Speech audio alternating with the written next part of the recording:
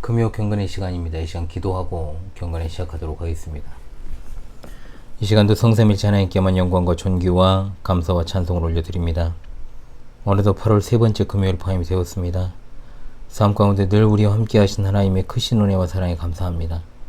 이번 주를 마무리하며 경건의 시간을 갖도록 우리의 삶을 연장하여 주셨사오니 하나님의 말씀을 통한 뜻을 바르게 깨달아 순종하도록 성령의 조명하심과 인도하심만을 의지하며 살기 원합니다.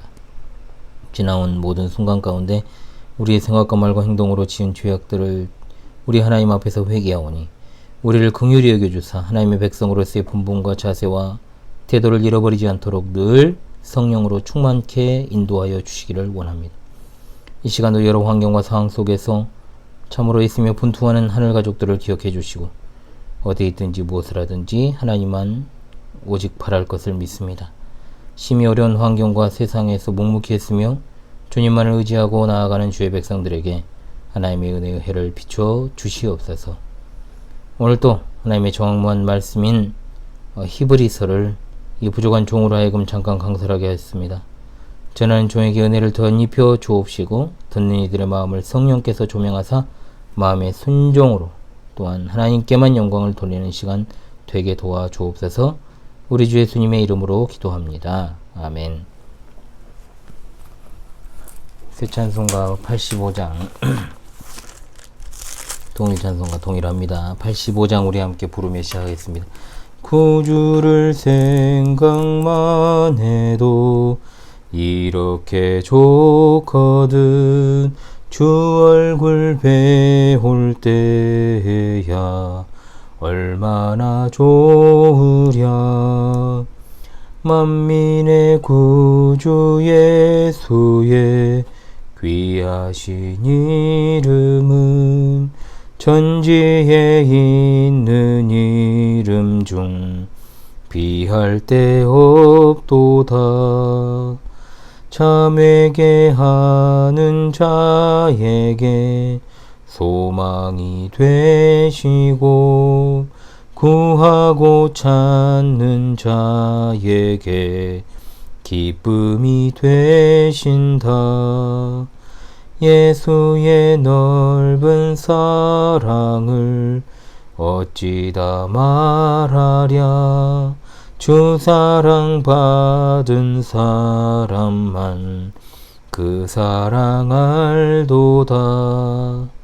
사랑의 구주 예수여 내 기쁨 되시고 이제로부터 영원히 영광이 되소서.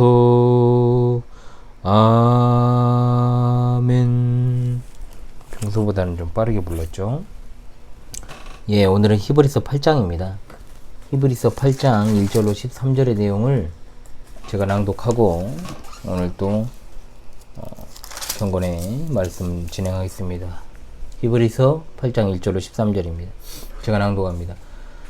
지금 우리가 하는 말이 요즘은 이러한 대제사장이 우리에게 있다는 것이라. 그는 하늘에서 지극히 크신 이의 보좌 우편에 앉으셨으니 성소와 참 장막에서 섬기는 이시라. 이 장막은 주께서 세우신 것이요 사람이 세운 것이 아니니라. 대제사장마다 예물과 제사 드림을 위하여 세운 자니 그러므로 그도 무엇인가 드릴 것이 있어야 할지니라. 예수께서 만일 땅에 계셨더라면 제사장이 되지 아니하셨을 것이니 이는 율법을 따라 예물을 드리는 제사장이 있음이라. 그들이 섬기는 것은 하늘에 있는 것의 모형과 그림자라. 모세가 장막을 지으려 할 때 지시하심을 얻은 것 같으니 이르시되 삶과 모든 것을 산에서 내게 보이던 본을 따라 지으라 하셨느니라. 그러나 이제 그는 더 아름다운 직분을 얻으셨으니 그는 더 좋은 약속으로 세우신 더 좋은 언약의 중보자시라. 저 첫 언약이 무음하였더라면 둘째 것을 요구할 일이 없었으려니와 그들의 잘못을 지적하여 말씀하시되 주께서 이르시되 볼지어다 날이 이르리니 내가 이스라엘 집과 유다 집과 더불어 새 언약을 맺으리라. 또 주께서 이르시기를 이 언약은 내가 그들의 열조의 손을 잡고 애굽 땅에서 인도하여 내던 날에 그들과 맺은 언약과 같지 아니하도다. 그들은 내 언약 안에 머물러 있지 아니하므로 내가 그들을 돌보지 아니하였노라. 또 주께서 이르시되 그날 후에 내가 이스라엘 집과 맺을 언약은 이것이니 내 법을 그들의 생각에 두고 그들의 마음에 이것을 기록하리라. 나는 그들에게 하나님이 되고 그들은 내게 백성이 되리라. 또 각각 자기 나라 사람과 각각 자기 형제를 가르쳐 이르기를 주를 알라 하지 아니할 것은 그들이 작은 자로부터 큰 자까지 다 나를 알미라. 내가 그들의 불의를 긍휼히 여기고 그들의 죄를 다시 기억하지 아니하리라 하셨느니라. 새 언약이라 말씀하셨음에 첫 것은 낡아지게 하신 것이니 낡아지고 쇠하는 것은 없어져 가는 것이라. 아멘. 목이 좀 안 좋습니다. 예, 이 시간 히브리서 8장을 강설하기 앞서 이해해야 될 것이 있습니다. 일단 8장은요, 우리가 지난 시간에 살펴봤던 7장의 연속 선상입니다. 물론 강조하는 방향은 달라지죠. 7장에서는 멜기세덱이라는 인물을 중심으로 대제사장이신 예수 그리스도에 대해서 설명을 했습니다. 8장에서의 강조는 뭡니까? 언약입니다. 언약. 곧 대제사장이신 예수 그리스도를 언약의 관점에서 설명을 합니다. 우리 주께 사랑하시는 시청자 성도들이 주위에 나를 위해서 늘 좋은 말을 해주고 또 격려해주고 또 나의 허물을 덮어주는 사람이 있다라고 가정을 해보십시오. 그 자체로 얼마나 든든하고 기분 좋은 일인지 몰라요. 그런데 이런 일을 다름 아닌 우리 주 예수 그리스도께서 날마다 하고 계십니다. 아멘. 그것을 가리켜서 중보사역이라고 부르는 겁니다. 그것은 세상의 어떤 기쁨과도 비교할 수 없는 기쁨의 극치일 것입니다. 오늘 우리에게 주신 히브리서 8장의 말씀을 가지고 새 언약의 중보자가 되시는 예수 그리스도의 사역을 바르게 상고하며 나아가는 시간 될 수 있기를 원합니다. 자, 총 13절로 되어 있는 8장을 이제 두 부분으로 나누어서 상고할 수 있습니다. 첫째 단락은 1절로 6절입니다. 하늘 성전에서 대제사장으로서 그 사역을 수행하시는 예수님에 대해서 논하고, 둘째 단락이 이제 7절로 13절인데 새 언약의 성취로서 예수 그리스도에 대하여 집중적으로 조명하는 내용이라 할 수 있습니다. 이런 큰 틀에서 이제 본론으로 들어가야 되겠죠. 자, 첫 번째로 대제사장 예수 그리스도는 하늘에 있는 참 성막의 일꾼이라고 되어 있습니다.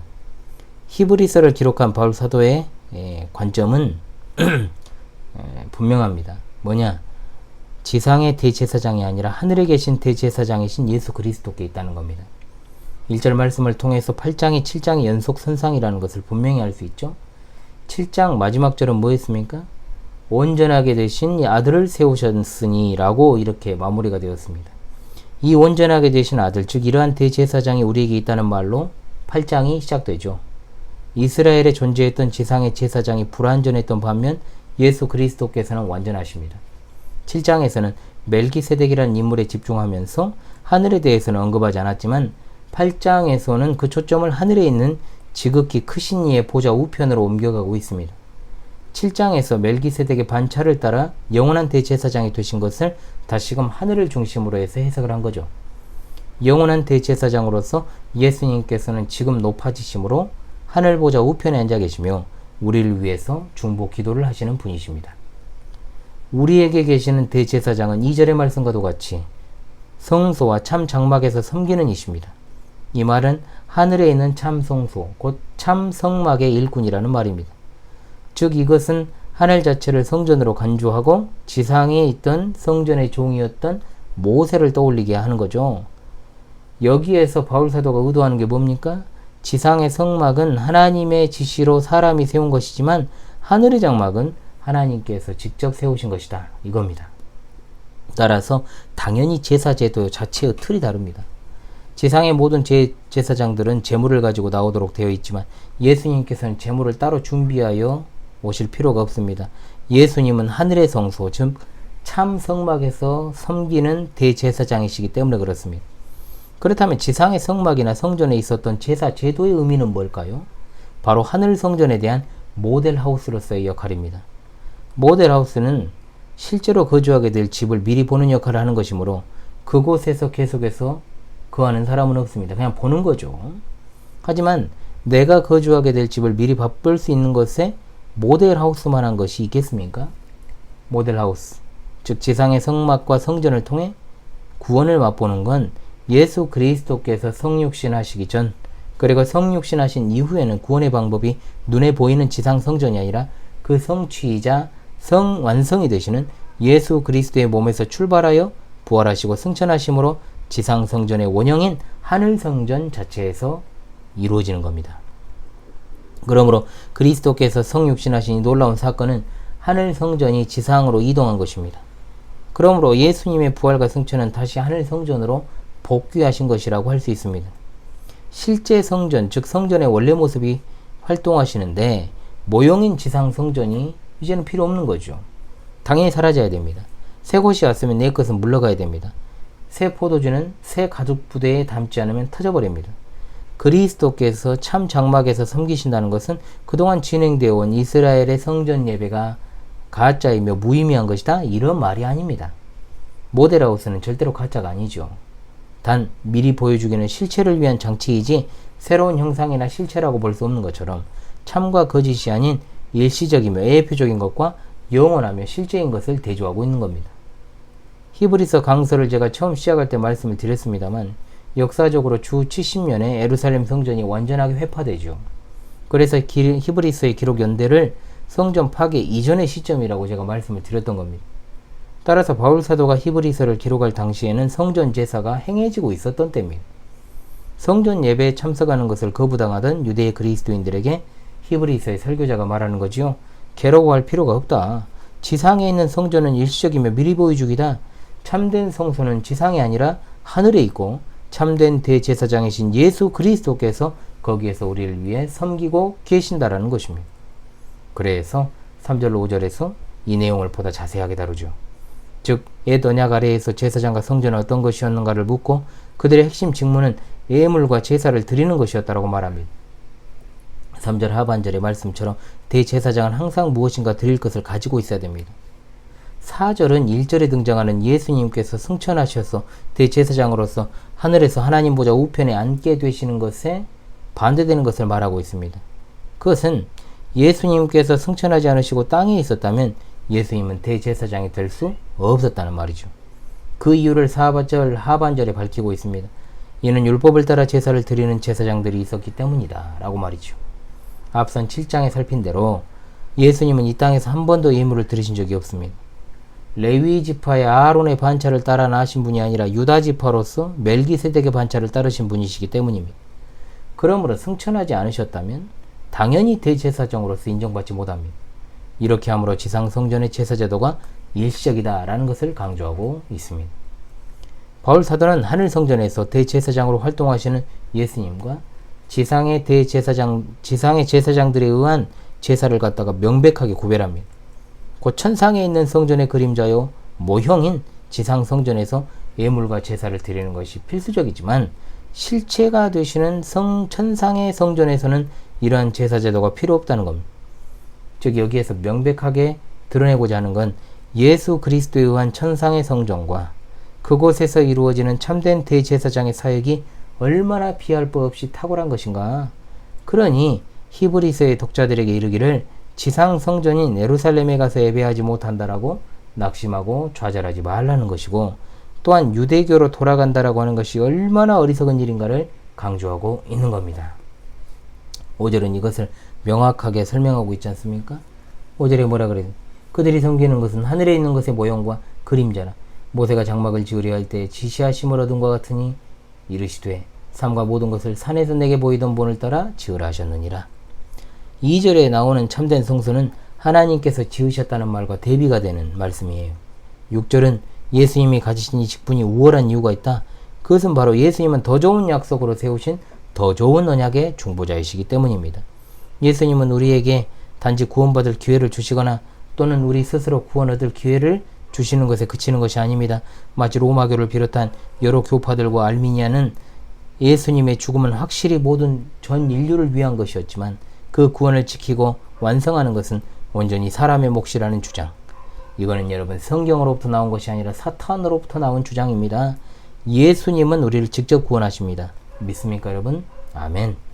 예수님의 권위와 능력으로 그 구원을 우리에게 적용하시고 예수 그리스도께서 다스리시는 나라를 세우기 위해 우리 위에서, 우리 안에서, 우리를 위해서 다스리심을 믿으시기 바랍니다. 아멘. 예수 그리스도의 사역에 무식한 자들이 예수님의 지상 사역이 종료되었으니 이제 예수님은 하늘 보좌 우편에서 그저 우리를 기다리고 계시고 성령께서 지금 우리를 다스리신다는 주장을 펼치는 자들이 있습니다. 보통 무식한 은사주의자나 신비주의적 열광주의 운동에 빠진 자들이 그와 같은 허탄한 소리를 하지요.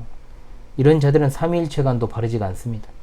하늘 성전에 계신 대제사장의 사역은 결코 중단되지도 않고 지금도 앞으로도 여전히 계속됩니다. 하나님의 권능을 통해 성령을 통해 우리를 자신에게로 끊임없이 지금도 이끌고 계심을 믿으시기 바랍니다. 이것이야말로 온전한 구원이라 부를 수 있습니다. 이것이 진정한 구원의 기쁨입니다. 자신의 공로를 의지하는 사람은 자신의 연약함 속에서 결코 구원의 기쁨을 누리지 못합니다. 그러한 구원은 거짓된 구원이요 거짓된 확신입니다. 그러나 그리스도께서 우리를 위해 드리신 완전한 제물, 완전한 제사장 사역을 의지하는 자는 그 누구도 앗아갈 수 없는 기쁨을 소유하게 되는 겁니다. 여러 가지로 어지럽고 혼탁한 이 시국에 우리가 누구를 믿을 수 있고 누가 우리를 대신해서 우리를 변호해 주겠습니까? 예수 그리스도께서 그 안에 거하는 이들의 변호를 직접 맡으셨습니다. 그리스도인의 소망에 닿쳐 예수님께서 직접 하늘의 지성소에 메워주시고 붙들어 주시고 계시기 때문에 주님 계신 곳에 반드시 우리도 다다르게 되는 겁니다. 그 소망의 닷줄은 절대로 끊어지지 아니하는 견고한 밧줄이기 때문에 우리는 우리 자신의 공로나 행위를 의지해서는 안 되고 오직 예수 그리스도의 완전한 직분을 바라보고 더 좋은 언약의 중보자가 되시는 예수님의 말씀만을 신뢰하시는 우리 모든 시청자 성도들 되시기를 바랍니다. 아멘. 두 번째, 새 언약은 참으로 탁월합니다. 자, 이쯤에서 다시 강조드립니다만 히브리서 전체의 목적은 유대인 그리스도인들에게 유대교로 되돌아가는 일이 결코 없어야 된다라고 경고하고 권면하는 설교입니다. 예수 그리스도를 약속된 메시아로 받아들이기를 거부한 유대교는 더 이상 하나님께로 나아가는 길도 아니고 구원의 유효한 길도 될 수 없습니다. 따라서 7절로 13절 이 두 번째 단락에서는 에레미야 선지자를 통한 예언, 즉 에레미야 31장 31절로 34절에서 약속한 새 언약의 내용을 인용하고 있습니다. 어떻게 새 언약의 중보자이신 그리스도를 통해 새 언약이 현재 성취되었고 그리스도를 통해 성취된 새 언약이 얼마나 탁월한지에 대해서 말이죠. 에레미야 31장의 배경은 예루살렘 멸망의 시기입니다. 에레미야 선지자는 옛 언약이 수정되거나 고쳐지는 것이 아니라 새로운 다른 언약을 통해서 그 언약의 목적이 이루어질 것이다 라고 말하죠. 새 언약이 등장하는 이유, 왜 그렇습니까? 이스라엘 백성들의 언약을 깨뜨렸기 때문, 그 결과로 새 언약이 주어진다고 그랬습니다. 8절에 지적하다라고 되어 있고 개역 성경에서는 허물하다라고 번역되었는데 그 의미가 원문의 뜻을 드러내기엔 약합니다. 이 의미는 꾸짖다, 책망하다입니다. 자, 에레미야를 통한 그 새 언약의 약속이 바로 지금 히브리서를 기록하고 있는 바울 사도를 통해서 드러나고 있습니다. 특별히 이 단락에서 주목할 문구가 10절 하반절의 말씀이죠. 10절 하반절에 뭐라고 되어 있습니까? 자, 나는 그들에게 그들의 마음에 이것을 기록하려 나는 그들에게 하나님이 되고 그들은 내게 백성이 되리라 그랬습니다. 에레미야 31장에서 이 새 언약이 그 목적을 이루기 위해 올 것임을 보여줍니다. 즉 약속된 새 언약이 도래했는데 새 언약이 대체한 옛 언약으로 돌아가는 것이 얼마나 어리석습니까? 그래서 7절에 첫 언약이 무음하였더라면 둘째 것을 요구하는 일이 없었으려니라고 했습니다. 고로 8절에서 12절은 에레미야 21장에 예견되어 있는 더 좋은 약속으로 소개를 하죠. 구약시대 성도들은 오늘날 남녀간의 혼인서약과 같이 하나님과 혼인서약을 했습니다. 그래서 에레미야 3장 8절에 내게 배역한 이스라엘이 간음을 행하였으므로 내가 그를 내쫓고 그에게 이혼서까지 주었을 때 그의 반역한 자매 유다가 두려워하지도 아니하고 자기도 가서 행음함을 내가 보았노라. 한마디로 이스라엘이 결혼계약을 깨뜨렸다는 겁니다. 그럼에도 하나님께서는 자신의 약속이 이루어지도록 새 언약을 준비하신 겁니다.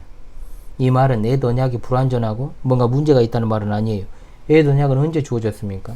구약 전체를 통틀어서 하나님의 은혜가 가장 강하게 나타났던 출애굽 당시에 주어졌습니다. 9절 상반절에 이렇게 말하죠. 이 언약은 내가 그들의 열조의 손을 잡고 애굽 땅에서 인도하여 내던 날에 주어진 것이다. 분명하게 말씀하고 있지 않습니까? 하나님께서 이스라엘과 이혼한 것은 협의 이혼이 아니고 신부된 이스라엘의 간음 때문입니다. 구약은 신부된 이스라엘의 남편 되신 하나님에 대한 끊임없는 불충성과 부정의 역사였다는 것을 기억하십시다. 그래서 9절 하반절에 그들은 내 언약 안에 머물러 있지 아니하므로 내가 그들을 돌보지 아니하였노라고 하셨습니다. 사람들이 하나님을 거부하면 이런 일이 일어납니다. 하나님은 그들을 돌보지 않습니다. 전쟁에 패하게 하시고 사회가 붕괴되게 하시고 국가가 다른 민족의 식민지가 되게 하시고 하고 지금처럼 어떻습니까 여러분? 어떤 전염병의 전국 한참 우리가 지금 통과하고 있고 아직도 지금 계속되고 있지 않습니까? 또한 강력한 자연재해 얼마나 요즘 강력합니까? 구원은 애굽 땅 종되었던 것으로부터의 구원인데 하나님을 거부하는 것은 결국 바벨론의 포로로 끌려가는 결과로 나타납니다. 사탄은 끊임없이 하나님을 믿지 않는 것이 자유다라고 속삭이지만 이것은 절대로 사실이 아니지 않습니까?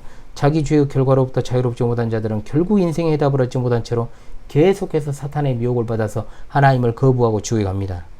깨어진 언약의 책임은 불충한 백성에게 있습니다. 그러나 이 본문의 요점은 옛 언약이 이제 적당한 것이 아니다. 옛 언약의 문제점은 옛 언약이 은혜가 부족한 것이 아니라 백성들이 그 언약에 있어서 충실하지 못하고 파기했다는 것에 있습니다. 이것이 바로 모세를 통해 주어진 시내산 언약의 역할이죠. 그러나 새 언약은 내적인 능력을 백성에게 전달해 주어 새 언약을 통해 하나님께 나아가는 자들을 변화시킵니다. 새 언약은 하나님의 백성들이 온전하게 하나님의 언약 안에 머물러 있도록 하는 것에 초점을 맞추고 있습니다. 이런 맥락에서 10절부터 새 언약을 설명합니다. 자, 새 언약에 대해서 살펴봅시다. 자, 첫 번째, 새 언약은 돌이 아니라 마음에 기록된 언약입니다. 아멘. 옛 언약에서는 하나님께서 백성에게 율법을 주셨지만 그 언약은 율법을 백성들이 받아들이고 사랑하며 율법의 요구를 준수할 능력 자체를 주지 못했어. 로마서 8장 3절에 옛 언약의 율법은 인간의 본성의 연약함 때문에 더럽혀졌다라고 했습니다. 이것이 바로 하나님과 그분의 백성의 관계가 깨진 이유입니다. 그러나 새 언약에서는 하나님께서 인간의 나약함에 대해 대비책을 세우십니다. 율법을 주실 뿐만 아니라 또한 그 법을 우리 안에 새기셨다는 거죠. 바로 예수 그리스도께서 자기 백성에게 주신 선물이신 성령의 역사입니다. 고린도후서 3장은 히브리서 8장을 잘 이해하도록 하는 역할을 하죠. 즉 하나님께서 기록하시는 판이 두 개가 있는데 하나는 그리스도의 편지니 이는 먹으로 쓴 것이 아니요 오직 살아계신 하나님의 영으로 쓴 것이요 또 돌판에 쓴 것이 아니요 오직 육의 마음판에 쓴 것이라. 즉 돌판과 마음판을 대조하고 있죠. 옛 언약이 돌판에 주어졌지만 새 언약은 마음판, 즉 마음에 새겨주셨다는 겁니다. 이것이 바로 하나님의 영 그리스도의 영 성령으로 말미암은 역사입니다. 모든 참된 그리스도인들은 이 일을 직접 경험하기 때문에 합니다. 주께서 사랑하시는 우리 시청자 성도들께서 그리스도를 통한 믿음을 통해 영생을 소유하고 있다면 이런 일을 경험하게 됩니다. 전에 결코 원하지 않았던 일들을 하고 싶어집니다. 그리스도께서 성도들의 마음을 인도하시고 하나님께서 그분의 율법을 마음판에 기록하심에 따라서 점점 더 악을 멀리하고 교회에 출석하여 하나님의 말씀과 성례정과 기도에 참여하며 형제를 사랑하고 섬기는 일에 열심을 냅니다. 구원하는 믿음은 머리와 가슴이 다 필요함에도 한국교회 신자들은 머리보다 가슴이 먼저 움직여서 자주 빈번하게 무식하고 맹목적인 신앙으로 나타날 때가 꽤 있어요. 마음에 이것을 기록한다는 말씀을 기억하십시오. 하나님의 말씀은 반드시 성령의 역사를 통해 성도가 받아들이게 되는 것이요 그것을 통해서 하나님의 말씀에 계시된 구원에 응답받는 것입니다. 그러므로 반드시 신앙 고백과 교리를 통해 체계화된 지식을 필요로 하죠. 많은 사람들이 신앙의 감동을 맛보고도 가슴만 뜨겁고 행위적 열심만 있고 더 이상 그 후 역사하는 믿음 없고 때때로 구원에서 탈락한 것처럼 보이는 것은 성경에 계시된 하나님을 바로 알지 못하기 때문에 그렇습니다. 그러나 하나님께서 내적으로 역사하시면 우리에게 약속하십니다. 성령의 내주하시면 새 언약을 더 좋은 언약이 되게 하십니다. 율법이 마음판에 새겨짐으로 인해 강제적인 것이 아니라 자발적 순종이 이루어져 서로에게 이것을 가르칠 필요가 없게 된 것이죠. 11절의 말씀이 바로 그것입니다. 뭐라고 되어 있습니까? 11절에 또 각각 자기 나라 사람과 각각 자기 형제를 가르쳐 이르기를 주를 알라 하지 아니할 것은 그들이 작은 자로부터 큰 자까지 다 나를 알미라. 아멘. 이 말의 의미를 여러분 잘 알아야 됩니다. 율법과 그들이 만들어낸 구전 율법을 철저히 가르치고 암송하고 실천했던 유대교의 모습과는 대조되는 거죠. 하나님께서는 그리스도 안에 있는 성도들의 마음에 그 법을 기록하십니다. 하나님은 우리를 변화시키시고 우리 모두가 점점 하나님의 성품을 반영하는 자로 살아가게 하십니다. 그래서 바울 사도는 말합니다. 너희는 이 세대를 본받지 말고 오직 마음을 새롭게 함으로 변화를 받아 하나님의 선하시고 기뻐하시고 온전하신 뜻이 무엇인지 분별하도록 하라. 아멘. 하나님은 그분의 말씀을 우리에게 적용하시고 성령의 역사로 우리 마음을 밝히시며 의지를 새롭게 하셔서 우리를 변화시키십니다. 둘째로 새 언약은 하나님께서 우리 죄의 문제를 완전히 해결해 주셨음을 의미합니다. 12절의 말씀에서 가장 중요한 것은 긍휼이라는 단어죠. 하나님의 율법에 따르면 대제사장은 죄악된 백성을 대표해서 하나님 앞에 나아갔고 희생제물의 피를 하나님 앞에 가져가서 백성의 죄를 위하여 뿌리지 않을 경우 대제사장도 즉각 죽임을 당했습니다. 그 피가 시은주와 또는 속죄소에 뿌려졌고 하나님께서는 그 죄의 값을 치른 그 피를 내려다 보셨습니다. 이것이 바로 흠없는 희생제물의 피로 하나님이 우리 죄를 용서하시는 방법입니다. 이것을 기록하면서 에레미야 선지자는 메시아를 소망했습니다. 세례 요한은 외칩니다. 보라, 세상 죄를 지고 가는 하나님의 어린 양이로다. 우리 모두가 자기 죄를 인정하고 우리를 위해 흘리신 그리스도의 보혈을 믿을 때 하나님은 우리의 죄악을 긍휼히 여기십니다. 하나님께서 우리 죄를 더 이상 기억하지 않으신다는 겁니다. 어떻게 하나님이 잊어버리시느냐? 이걸 반문을 할 수도 있지 않겠습니까? 그래서 하나님께서는 우리의 육적인 눈을 고려해서 이 사실을 알기 쉽게 설명을 해주십니다. 우리가 누군가에게 빚을 지고 갚지 않았습니다. 채권자가 나를 만날 때마다 그 빚을 떠올리게 하면서 갚으라고 독촉을 하겠죠. 그러나 만일 다른 사람이 와서 그 채무를 변제해 준다면 채권자는 더 이상 빚을 가지고 나를 찾아오거나 나를 채권하는 일이 없습니다. 우리 죄의 빚에 대하여 완전하게 공의로우신 하나님께 일어난 일이 바로 이것과 같습니다. 빚은 다 치러졌습니다. 완전히 지불되었습니다. 하나님께서는 우리 죄의 빚을 더 이상 기억하지 않으신다라고 선언하실 수 있습니다. 사람은 죄를 기억하죠. 가장 오래 함께한 부부만큼 서로 습관과 패턴과 허물을 잘 아는 사이가 없지 않습니까? 그러잖아요. 그런데 안 그런다고 하면서 다툴 때마다 과거의 일을 끄집어내가지고 인간은 그걸 갖다가 들이대잖아요. 그러나 하나님께서는 결코 이런 일이 없으십니다. 하나님께서는 우리 죄를 완전하게 도말하셨습니다.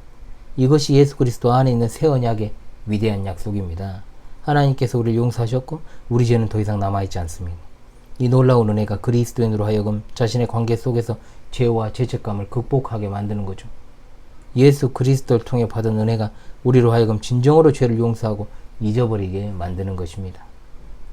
주께서 사랑하신 시청자 성도들이시오, 오늘 본문 마지막 13절은 새 언약의 등장이 첫 번째 언약, 즉 율법에 의해 세워진 언약을 낡은 것으로 만들어 사라지게 한다고 말씀합니다. 아, 오토바이 정말 깜짝 놀랐습니다. 지금 시끄러워요. 아유, 골목길마다 오토바이가 요즘 공해잖아요. 공해 많이 줄어들긴 했는데 배달 음식은 안 시켜 먹어야 됩니다, 여러분. 예. 진짜 정 먹고 싶으면 그냥 포장해서 조금만 포장해가지고 먹으면 그만이죠. 예. 하나님과의 관계에 있어서 우리가 늘 혼인관계를 떠올려야 돼요. 신랑과 신부가 결혼식 할 때 신부의 드레스는 순백색입니다. 검은색 입는, 여러분 신부 봤습니까?